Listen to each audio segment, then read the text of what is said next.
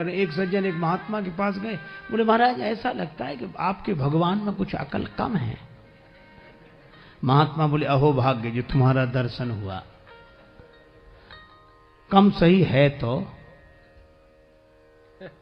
कम सही है तो हम तो मानते थे है ही नहीं। वो आदमी बोले आप संत होकर कैसी बात करते कि भगवान में अकल है ही नहीं।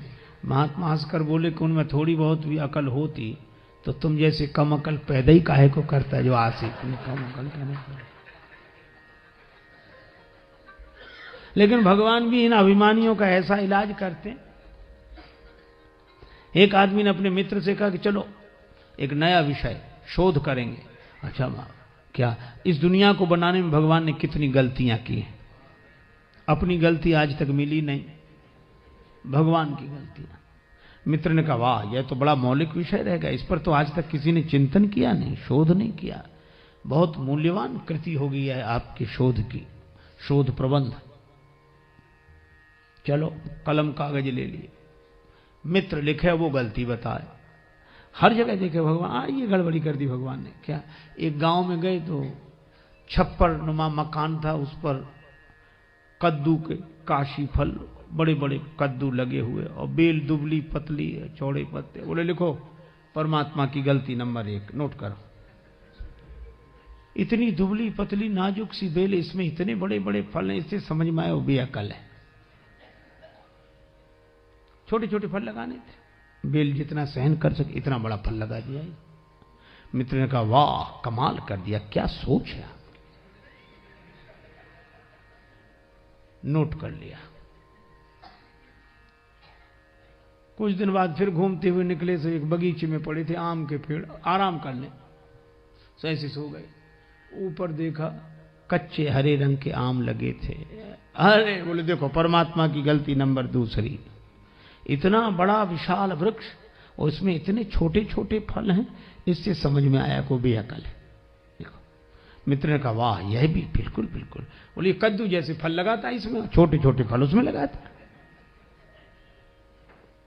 मित्र ने नोट अब देख रहे थे ऐसे, भगवान ने भी सोचा कि इसको जरा समझा दें। तब तक ऐसी हवा का झोंका आया, एक आम का फल टूट कर गिरा और उसकी नाक पे, नाक जैसा नाजुक अंग, और आम का कच्चा फल पत्थर जैसा कठोर। और आज के जमाने का आदमी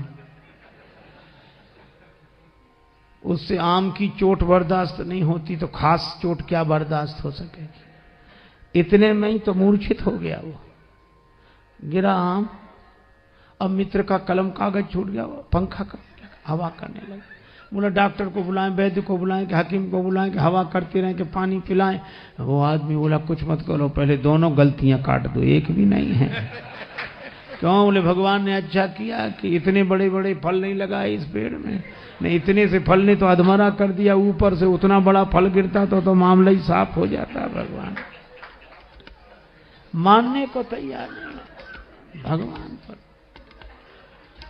तो अभिमानी से बड़ा कोई अनाथ नहीं होता जो भगवान को न माने। और इसलिए रामचरितमानस में 2 अनाथ हैं इस दृष्टि से। विश्वामित्र जी बोले एक हम, दूसरा बाली। और बाली ने भी यही कहा था कि जो कदाच मोहि मारी हैं तो पुण्य हो सनाथ। अभी तक तो मैंने किसी को नाथ माना नहीं, पर राम जी बाण मारेंगे तो मैं सनाथ हो जाऊंगा। सनाथ कैसे हो जाओगे? कहा अगर मैं अपनी मौत मर कर जाऊंगा तो हिसाब किताब हमारा होगा। कोई कहीं अपने ढंग से जाए तो सारा इंतजाम उसे अपना करना पड़ता है, और कोई भेजे तो सारी जिम्मेवारी उसकी, यहां से लेकर वहां तक का इंतजाम भेज तो तुम रहे हो। बाली ने कहा कि जिंदगी भर भगवान को माना नहीं, ऐसे मरूंगा तो अनाथ होकर जाऊंगा, और राम जी बाण मार कर भेजेंगे तो जिम्मेवारी उनकी रहेगी, मैं सनाथ हो जाऊंगा। जो कदाच मोहि मारी हैं तो पुण्य हो सनाथ। और हुआ भी, बाण लगा तो भी कह लिया अवगुण कवन नाथ मोहि मारा। नाथ शब्द से नाता जोड़ा। और विश्वामित्र जी भी रघुनाथ जी को ले गए, जब ताड़का मर गई तब ऋषि निज नाथ ही जिय चीन्ही विद्या निधि कहूं।